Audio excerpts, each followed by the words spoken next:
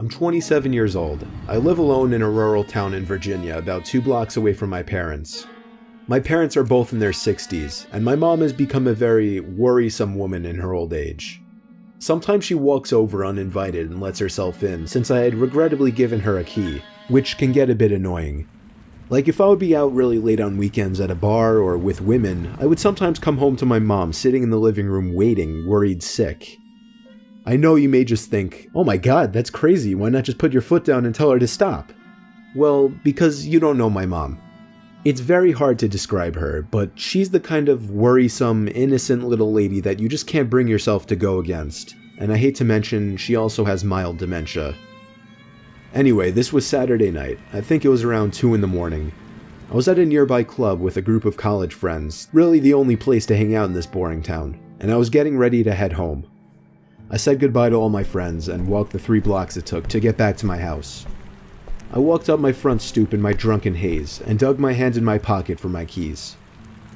When I grabbed the doorknob, I realized it was unlocked. My mom was here again. I quietly opened and shut the front door, locking it behind me. I put my keys on the kitchen counter and found a note written in my mom's handwriting saying, "You forgot this at our house, next to the box of half-eaten cake my parents didn't want." I didn't see my mom anywhere, so I assumed she must have gone upstairs to sleep in the guest bed until I got back, which is something she would commonly do as well. Then I heard footsteps upstairs, confirming it, and that's when I sighed once again. 27 years old, almost 3 in the morning, and she still has to wait up and treat me like a child. I ran upstairs to check the guest bed, empty, along with all the bathrooms. I was afraid Mom was having one of her episodes due to her condition, so I ran to the phone to call my dad. After 4 rings, my dad picked up in a groggy voice, asking what the hell is the matter. After I told him that I heard Mom wandering around upstairs in my house, there was a short pause, and then he said, "That's not possible, she's sleeping right next to me."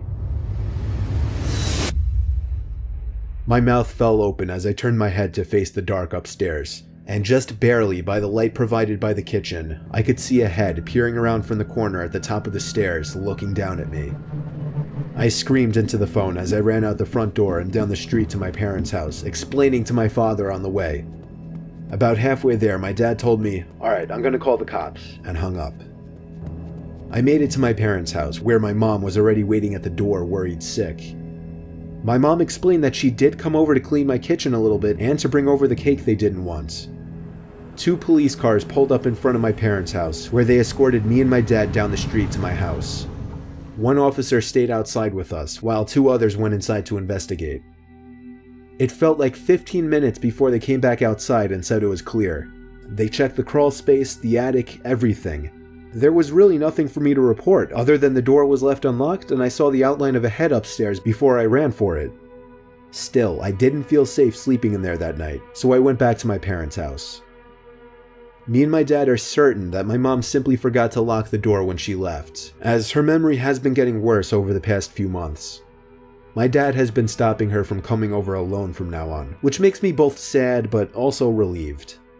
Some nights, I still get paranoid that whoever was in my house that night never left, and is still hiding in here somewhere.